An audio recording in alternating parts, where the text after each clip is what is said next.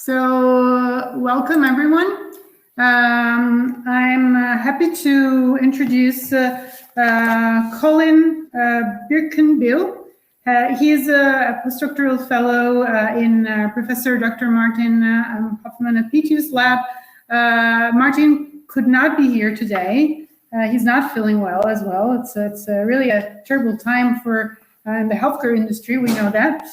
Anyhow, the laboratory in the group of Professor Hofmann-Apitius is really focused on understanding neurodegenerative diseases through modeling and applying information technology to extract information through data mining and text analysis, and then convey this into predictive modeling for brain aging. Colin is he's an informatician, bioinformatician.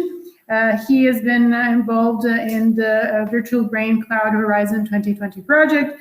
He is actively contributing to the Theonomy, PAD, and RADR-AD, and today he will introduce us to the work ongoing in Professor Hofmann-Apitius lab, multimodal modeling of brain health, knowing what we don't know. Thank you.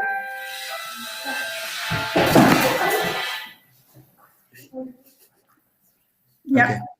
Okay. Thank you for the kind introduction, Lavinia, and apologies again that Martin couldn't be here today.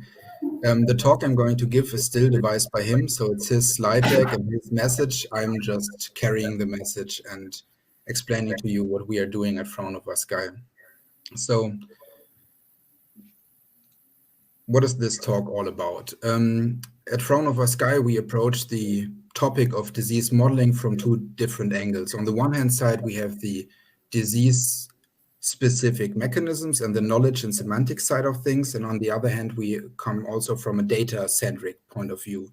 And I'm personally more connected to the data side, where we use machine learning and artificial intelligence also to build predictive models that are, in the best case, though, informed by the knowledge and semantics that is coming from the different angle. So when we do something like this, we always aim to go for holistic approaches. And what I mean by holistic approaches is that we don't want to look into single resources and only one disease mechanism, but we strive to go for all of the available data sets and all of the disease mechanisms that could be of potential interest. And when I say all here, this really means we aspire to that vision of taking all. Of course, in practice, it's not always possible to get all the patient-level data because of data privacy and so on, but we think it's really important for robust research to really get out there and get as much as you can. And I hope I can convince you throughout the talk that this is possible and also necessary. And a prerequisite for doing that is that we need to first complete a few steps. So we need to systematically collect and knowledge as well as data sets. And then we need to make this knowledge computable in some knowledge graph, for example. We can then fuse the two worlds. So we take the data sets as well as the knowledge graphs and make them talk to each other, which then leads to the development of progression models coming from the data, but which are informed by the mechanisms themselves, which again includes that we can interpret these models and the results for example, brain disease progression in a more intuitive manner because we have these mechanistic knowledge underlying it. One of the projects where we tried to go for the doing it all approach was the IMI-funded autonomy projects. And this was actually quite an ambitious thing that was planned here. We started out with a really heterogeneous population here, which not only took one disease, but we focused on the major two neurodegenerative diseases here, which were Alzheimer's disease and Parkinson's. And we wanted to use all of the available omics data as well as all of the available clinical data and then fuse this with all of the knowledge that we could gather from scientific literature and stored in computable models. The ultimate goal then was to come up with a mechanism-based stratification of this heterogeneous population such that we can group them in more homogeneous groups, which we can then further use, for example, in clinical trials to inform drug development and also development of new therapies. again, when we want to follow such an ambitious approach and we want to do it on a holistic level and go for all of the disease mechanisms, first we needed to collect this information, and we built a server that also stores and shares all of the knowledge we gathered here in this approach, which is called NeuroMMSig. And when we talk about all, again, we talk about not only protein-protein interaction networks or signaling cascades, but we talk about a multi-scale and multi-level knowledge graph, which what I mean by that is we incorporate information from different sources. So on the one hand side, we have the genetic level where we talk about genes, epigenetics, and single nucleotide polymorphisms and other genetic variations, for example. But we also in the same graph take the molecular information such as proteins, ligands, interactions between all these chemicals. And again, feed in also biological processes. So we have agents in this graph which represent, for example, apoptosis, and top this off with a clinical layer where we can include MMSE, for example, as a cognition test, or neuroimaging features. So we can really depict complex processes in these knowledge graphs stemming from, first, we have genetic information that can, for example, alternate the expression of certain proteins. And then further on, these, for example, increase apoptosis in hippocampal brain areas, which then again leads to brain atrophy and ultimately to a diagnosis of AD.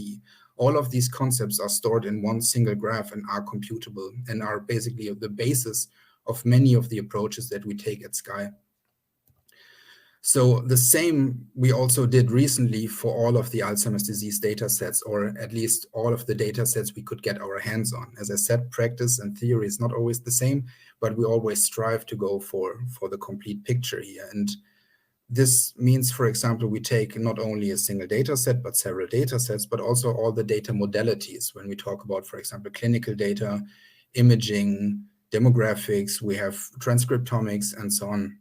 So there's a lot of heterogeneity in the Alzheimer's disease data field, and looking at all of it is actually important. And this is what I want to talk to you about in the first major segment of this talk, which is about the comparison of Alzheimer's disease progression patterns across multiple cohort study data sets. So as I said, I'm coming from the data side of things and do mainly progression modeling on neurodegenerative disease data sets. And when we want to build a progression model, we need some kind of basis for model training here. And this is usually some cohort data sets. So we have a certain group of participants that is, for example, repeatedly measured over time using the same assessments. So we know how the disease develops in each of the patients. We use these data to train our progression model on, and the progression model then gives us some progression patterns that is exhibited in the data.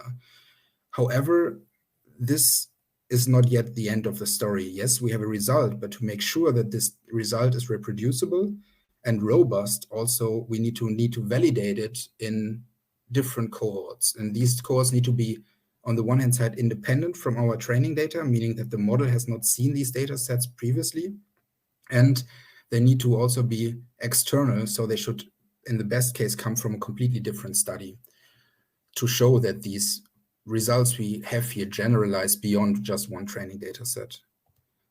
However, choosing these cohorts and combining them for such an approach is not always straightforward, because each of the cohorts come with the inherent biases that get further propagated into the data. And this is already due to study design. As an example, we can see for inclusion and exclusion criteria. So we have, let's say, one cohort here where we only include participants in an age range from 60 to 80. And we have another cohort where we include participants in an age range from 70 to 90. So we already have like 10 years gap in between there, and a shift that basically shifts also the populations from which we sample. So it's not really clear if the populations from which we recruit our participants are actually the same populations. And what we could show in previous work is that already minor differences in demographic variables can lead to quite a tremendous influence onto model validation when we try to take a model from one data set and apply it to another data set. So if we take this concept further, the question that stands is, if we have all of these heterogeneous data sets that all claim to sample from the AD population, and we train the same modeling approach of them, do we also exhibit similar patterns, or are the progression patterns that we see in the end already different for all of the different cohorts simply because of the inherent biases that come from, for example, from study design? And then again, if we spin that concept further, can we somewhat measure cohort similarity and derive a metric where we can say, okay, cohort A and B are more similar when it comes to disease progression compared to cohort C? The methodology we chose for this is quite simple, but again, trying to go for a big picture here. So we used several data sets, several Alzheimer's disease data sets, and took the same approach for modeling progression in each of these data sets individually. So in the end, we end up with one set of progression patterns per cohort. And then we can, on the one hand side, compare the progression patterns that we get and see if what we observe in the cohorts is actually similar or completely off the chart. And we can also compare the parameters that our models learn, and we can say, okay, do the models exhibit somewhat similar characteristics after being trained on the different data sets, or are they picking up on the cohort-specific biases here? So the modeling approach we took for this was needed to be quite an established approach, because it's not about the results we get in general, but more about the comparability of the results. And we settled then for so-called multi-state models. So they are quite established also in the field of Alzheimer's disease. And what we do here is we basically have certain states and transition between states. In our case, the states were the major diagnosis stages for Alzheimer's disease. So we have cognitively healthy controls as one state. We have mild cognitively impaired, or in short, MCI participants as another state, as well as a terminal state, which is AD. So there are no transitions allowed from AD back to any of the other states. And these models are then trained on real patient-level data, more specifically on the transitions that we observe over time for each participant. And the model is built using a maximum likelihood training, which means we try to fit the parameters of the model such that it has the highest likelihood to observe the data we actually observed in real world. What's also really neat about these models is that we can condition the transition probabilities between states based on certain covariates. So we can condition them on the specific composition that the cohorts exhibits. And in our case, we settle for covariates such as age, the biological sex of participants, the years of education that were completed, the ApoE4 status, so a major genetic risk factor for Alzheimer's disease, a cognitive test, which is the mini mental state examination, or in short, MMSE. Then again, if we fit these models, we can estimate certain progression patterns. And on the one hand side, we were interested in the covariate hazard ratios, which are basically estimates that say, okay, a certain covariate is increasing or decreasing the risk of transitioning from one state to another state. We were interested in the sojourn times, which are the estimated time a participant spends in a state before transitioning to a next state. So this would be basically corresponding to disease duration, if you want so.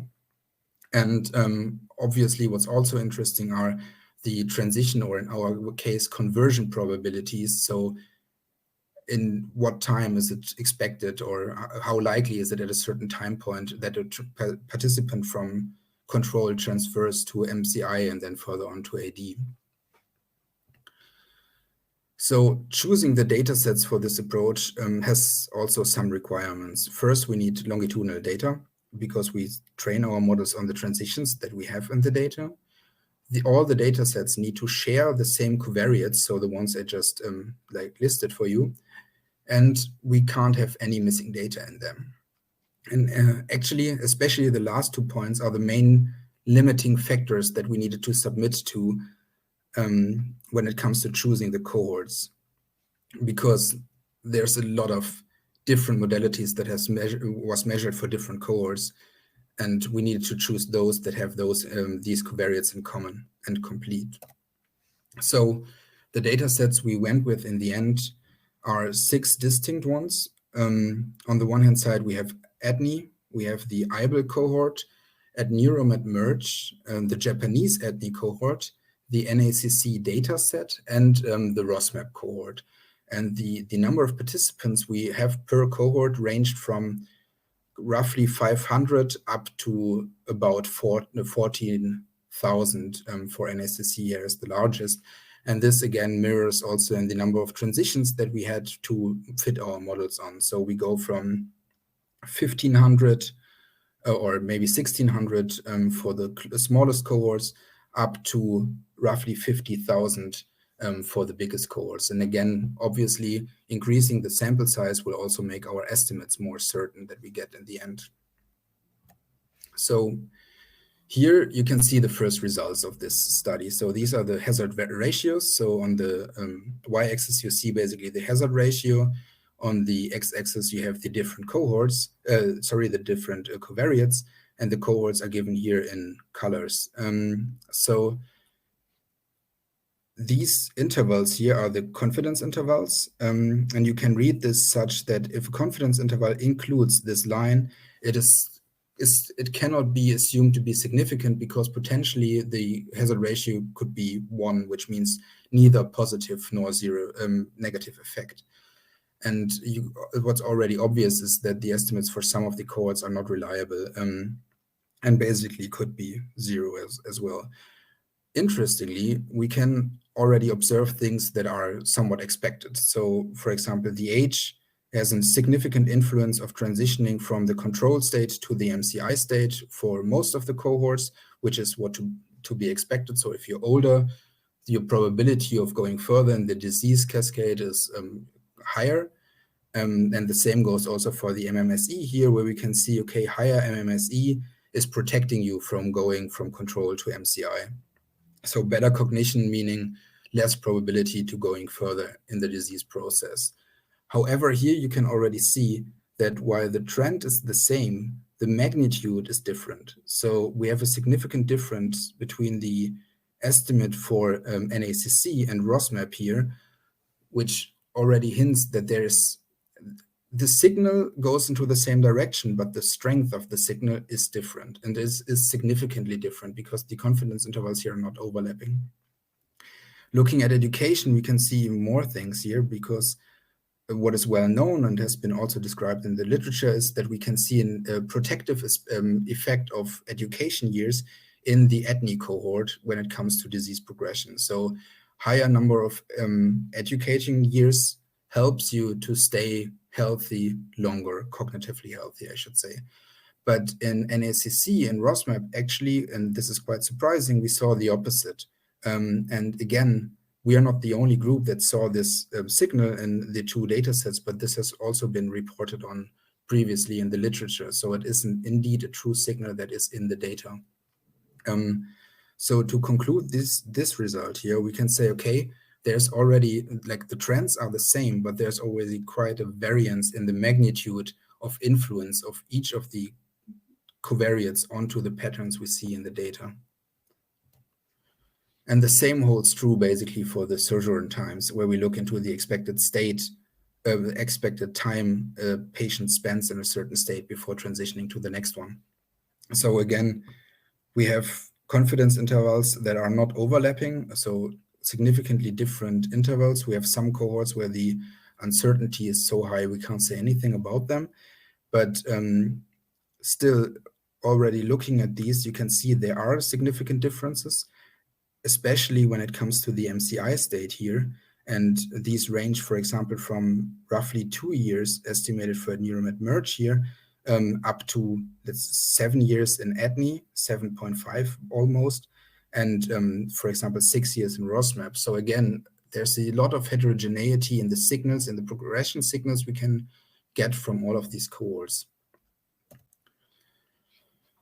In these plots, you can see the transition probabilities. So this is the actual probability when we are, for example, starting in the control state here on the left-hand side to stay in the control state. This is depicted by the area you can see here in the dark blue. And then for the probability go from control to MCI here in intermediate blue, and then from control to AD in the light blue up here. And on first glance, you can already see there are different patterns. So across cohorts, you have different signals that you pick up here in different probabilities. And looking into the MCI state, you can see it's the same, basically. There's a lot of heterogeneity and different estimates for the cohorts. What's interesting, though, is that we can see some cohorts that are more similar than others. So, for example, here, the Japanese ethnic and ethnic cohorts look kind of similar. Same goes for NACC. ROSMAP is completely in a different direction, and INM and IBEL are more similar to each other than to the others, for example. So while overall there's quite a lot of disparity, in single cases we can see that there's quite a lot of similarity as well. If we now look into the estimated risk of ending up in AD, the risk of not getting an AD diagnosis after 5 years' time when starting from a control state on the left-hand side or MCI state on the right-hand side, we again see different patterns. And you can think of this probability basically as the survival probability. So AD can be considered our death state here, and this is basically just the probability of not getting AD after 5 years. And again, so don't be confused by the Y scale here. So it's different for both plots. Here we can see after 5 years, we have a spread from roughly 100% survival probability for a characteristic patient of this cohort compared to only 88% non-AD probability for these two cohorts here after 5 years, and the others being in between those. For MCI, this becomes even more drastic. So the Y scale here spans from 1, so 100% down to 0. And we can see that the span after 5 years, it's basically all across the scale. So we have some cohorts which are at 80%, we have others which end up at 15%, and the others again are somewhat in there. So basically the characteristic trend we see for a characteristic patient is completely different across the cohorts. So, but now that we have seen that, the question is, can we still come up with a way to say, okay, which of these data sets are comparable now and which of them can be somewhat similar in some sense? And the way we approached this topic is we took a pairwise log clustering of the log likelihoods. So let me explain that in a little bit more details. We used each of the cohorts, so we have basically independent cohorts here, and we used them to estimate the likelihood of making these observations in that cohort under the parameters of a model that has been trained on another cohort. So what this means is basically we see for each cohort, how likely is it to make these observations that have been made in the real world, given the parameters that were learned on another model, on another data set. So we have the combination of all data sets, likelihoods for each of the other data set models. And this, in the end, basically gives us a measure of similarity. If we have a high likelihood of observing this data, giving the parameters of another model, that means they're more similar in some sense. So when we have similarity, we can also calculate distance. And from distance, we can run with a clustering approach here and basically perform a pairwise clustering of the log likelihoods we calculated. And here you can see the results of said clustering. So we have the distance on the y-axis and the cohorts here down on the x-axis, and the dendrogram you can see here. And what we found really interesting about this is that this mimics our experience when working with the data sets quite well. And I can give you some examples for that. For example, down here in the right-hand side, you can see that ATNI and JATNI cluster together. And this is not too surprising because JATNI stands for Japanese ethnic, and Japanese ethnic is just basically a sister cohort to the original study taking place in Japan. So they used the same inclusion-exclusion criteria. They used the same study protocols for collecting the data. The only difference is the location on our Earth. And this can obviously explain some of the distance, but it's also to be expected that these two cohorts cluster together compared to other cohorts. And we see that Neuramet and IBEL cluster together, followed by NACC. And then again, ROSMAP is off the chart here, which is also not too surprising because ROSMAP is a pretty special cohort. They recruited participants only from religious orders, so meaning monks and nuns. And the data set is, compared to the other data sets, really old on average. So I think the average age is like 86.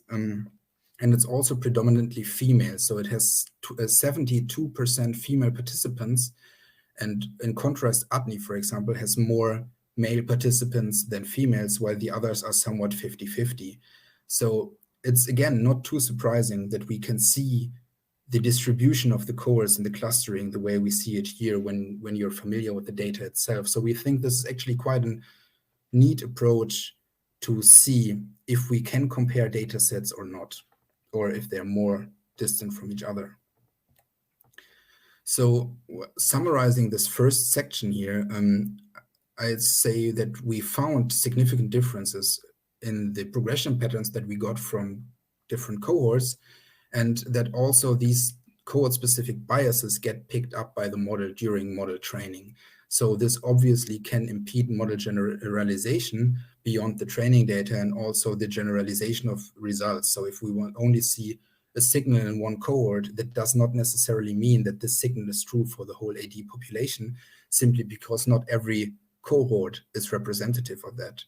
And we think that the approach using the clustering of the log likelihoods provides quite a good estimate for the similarity between cohorts or the distance, and this even goes beyond what people currently do, which is mainly reporting summary statistics at baseline, so at study baseline, because here we talk about the progression in a longitudinal manner.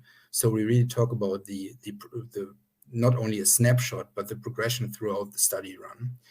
And this, again, crucially underlines the importance to look beyond single data resources, because, as I said, it's important that your results, if you want to make real scientific insight, then you want to go beyond biases of one cohort, but you want to see the big picture. And you can only see the big picture if you go for a holistic approach here. So now, how do we fuse the two worlds, data and knowledge, and what can we do with that, and how does it help us compared to using only one of the single resources here? One thing that we have done here, for example, is this the previously mentioned mechanism-based stratification. And so the way this works is we took our knowledge graphs, which, as I said, store, for example, molecular information, genes, and so on. And then we map real patient data onto the knowledge graph. So, for example, gene variants. We say if we can then compute a score for each of these subgraphs, so which basically represent pathological mechanisms, so disease mechanisms, and we can say, okay, this disease mechanism has a certain, let's call it activity for each individual patient. Using these activities of all the different disease mechanisms allows us to use unsupervised machine learning approaches, which cluster the data for us. So here in this case, we used, for example, a sparse non-negative metric factorization, which again gives us a clustering saying, okay, patients in which a certain disease mechanism is really active are belonging to one group, while patients in which another disease mechanism is active belongs to another group. So we get the stratification here. And we did this not only for AD, but also for Parkinson's disease as well. in a downstream analysis of these stratified groups, we could also see that there are clinical differences, not only in terms of cognitive values and so on, but also in terms of brain pathophysiology, MRI measurements, and so on.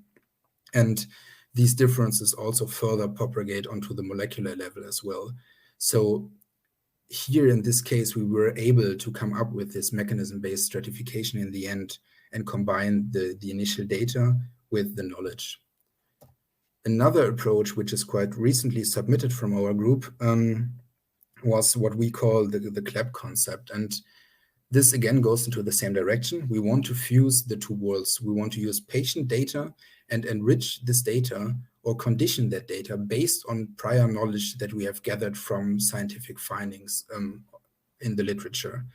So we have our patient-level data sets, we have our knowledge graphs, and now we try to embed each patient as a node into our knowledge graph and connect it to these measurements that are specific for that patient. For example, this could be MRI features or specific gene activities and so on. And now, after this step, the patients resemble nodes in our knowledge graph in the end. And here in the recent years, with the advance of machine learning and especially deep learning, there are so-called knowledge graph embeddings models, which can learn new representations for nodes in a network, which basically means we get in a mathematical term, we get a new vector that is representing the node in that network. And for us, obviously, it's really important to see what would these patient nodes look like if we can learn new representations for them. So instead of describing them only through the initial data, we describe them through the knowledge as well as the initial data, because we use the data to embed them in the graph. And the new representations now can be used instead of the data for downstream machine learning and artificial intelligence applications such as classification, clustering, or predictive tasks. So the question would be now, do we see an improved performance when we use the new representation compared to the raw data itself? And here you can see the results of one of our benchmark experiments here. So we used a complete battery of machine learning models spanning from really simple models like logistic regression and elastic net to more complicated ones such as support vector machines and tree-based approaches like random forest and extreme gradient boosting. And we applied these on the one hand side on the raw data and then again on the new representations, and the results are shown here in the two plots. So we measure the performance in terms of area under the receiver operator characteristic curve. So for those of you not familiar with this, this is basically just a measures which goes from 0 to 1 with 0.5, meaning you have random performance. So your model is not better as like chance. And the closer you get to the 1, the better your model is performing. And we can see throughout all of the different classifiers that we used here when we try to classify cognitively impaired patient against controls, that the new representations performed significantly better. So when we included this CLEP approach where we embedded the patients in the network and then took the new representation from the network, we have a tremendous increase in performance. And this goes up to a margin by 25% even. And what this helps with too is we can also explain what we see better, because our model is now also informed on the knowledge, and we can look into the knowledge graph itself and see if we can see subgroups of participants that are all connected to the same nodes, and then again do further downstream analysis looking at the nodes and go, for example, for pathway enrichment and see which pathways are activated in these participants. So as a summary for this section, again, combining knowledge and data not only improves the performance for machine learning approaches, but it also helps to make it more interpretable, because we always can go back to the knowledge and see, okay, where are the points where we can actually address the disease-specific problems here? And if you're interested in this, there's also a package release for that on GitHub, where you can have a look. So, wonderful talk. Thank you. I have to stop you here because we need to switch to the other talk to Dr. Ferretti. I have many questions, but I think we will discuss them in the panel. And yeah, hope to see you there in a few. Sorry, we need to stop now. And see you I'm done later. anyway. It's like last slide.